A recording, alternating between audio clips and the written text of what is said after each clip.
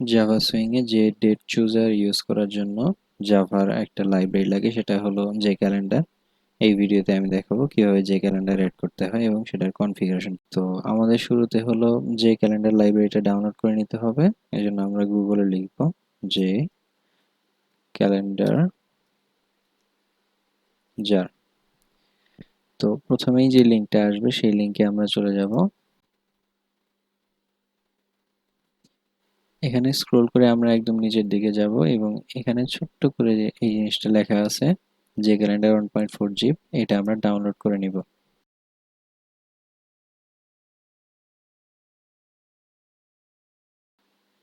Download হয়ে গেলে এবার আমরা ওই ফোল্ডার ওপেন করব যে ফোল্ডারে সেই জিনিসটা ডাউনলোড হয়ে গেছে। এবার এটাকে আমাদের জিপ ফাইলকে আনজিপ করতে হবে। এখানে আমরা এক্সট্রাক্ট অল দিব এবং এখানেই আমরা এই জিনিসটাকে এক্সট্রাক্ট করব। এবারে সি ড্রাইভে আমাদের একটা ফোল্ডার ক্রিয়েট করতে হবে। সেই ফোল্ডারের নাম দিব আমরা জে ক্যালেন্ডার, JCalendar। এই জে ক্যালেন্ডার ফোল্ডারের মধ্যে এই এক্সট্রাক্টেড যে ফোল্ডার আছে এই ফোল্ডারের দুইটা জিনিস কপি করে এনে রেখে দিতে হবে। সেটা হলো ফার্স্টে হলো ডক ফোল্ডার, এটাকে আমরা কপি করব। কপি করে এখানে সি ড্রাইভের ওই যে ক্যালেন্ডার ফোল্ডারের মধ্যে পেস্ট করে দিব। এবং আরেকটা জিনিস কপি করতে হবে, সেটা হলো এই যে ক্যালেন্ডার 1.4 এর মধ্যে যে লিভ নামক ফোল্ডার আছে, লিভ ফোল্ডারের মধ্যে যে ফার্স্ট যে ক্যালেন্ডার 1.4 ডট জার ফাইলটা আছে, এই জার ফাইলটা আমাদের কপি করে তারপর এখানে এনে পেস্ট করে দিতে হবে। এখন এই দুইটা জিনিস, এক্স্যাক্ট এই দুইটা জিনিসই আমরা কেন কপি করলাম সেটা আমরা দেখব হলো নেটবিনসে লাইব্রেরি অ্যাড করার সময়। তো এখন আমরা নেটবিনসে চলে যাই। নেটবিনসের টুলস থেকে লাইব্রেরিসে যাব এবং লাইব্রেরিসে আমাদের নতুন একটা লাইব্রেরি অ্যাড করতে হবে। আমরা যে কোনো নাম দিতে পারি। আমি এখানে নাম দিলাম জে ক্যালেন্ডার, JCalendar। আচ্ছা, এবারে যে ক্যালেন্ডার সিলেক্ট করলে এখানে তিনটা জিনিস দেখা যাচ্ছে, ক্লাস পাথ, সোর্সেস এবং জাভাডক। এই ক্লাস পাথের আন্ডারে এখানে আছে হলো অ্যাড জার অর ফোল্ডার।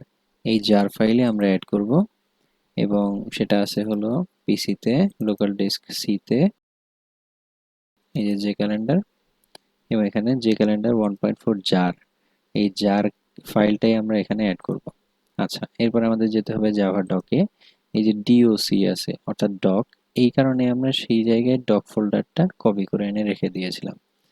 এই যে অ্যাড জিপ অর ফোল্ডার, এখান থেকে আমরা ডক সিলেক্ট করে add zip or folder select করে দিলেই এখানে এই দুইটা কাজ হয়ে যাবে। এখানে ডক আছে এবং 1.4 জার আছে।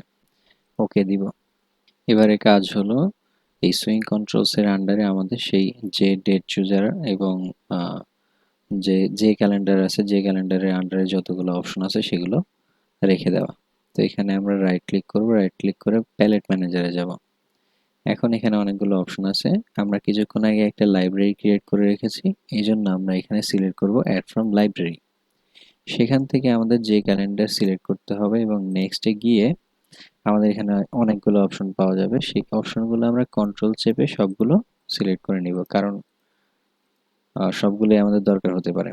এখানে নেক্সট চাপ দিলে এখন দেখাবে choose the palette category in which to add the components, অর্থাৎ এই যে ডান পাশে যতগুলো দেখা যাচ্ছে swing containers, control, swing menus, swing windows, এই জিনিসগুলো এখানে আছে এবং এইগুলোর মধ্যে কোন জায়গায় এই মাত্র সিলেক্ট করা অংশগুলো রাখা যাবে।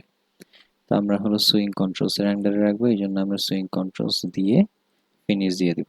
এখন দেখা যাচ্ছে এই যে ক্যালেন্ডার, যে ডেট চুজার, যে ডে চুজার, এই জিনিসগুলো এই সুইং কন্ট্রোলস এর আন্ডারে নতুন মেনু হিসেবে চলে এসেছে এবং এখানে আমরা ক্লোজ দিয়ে দিব।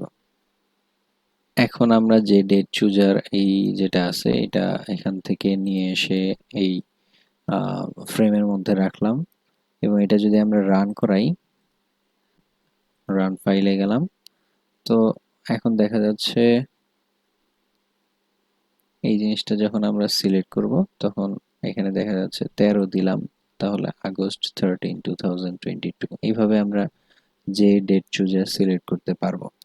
এখন এটার ফরম্যাট চেঞ্জ করা যায়, যেমন আমরা সবচেয়ে বেশি ব্যবহার করি 13/08/2022, এরকম যে ফরম্যাটগুলো আমরা লিখি জেনারেলি সেই জিনিসগুলো কিভাবে কনফিগার করতে হয় সেটা আমি পরের ভিডিওতে দেখিয়ে দেব।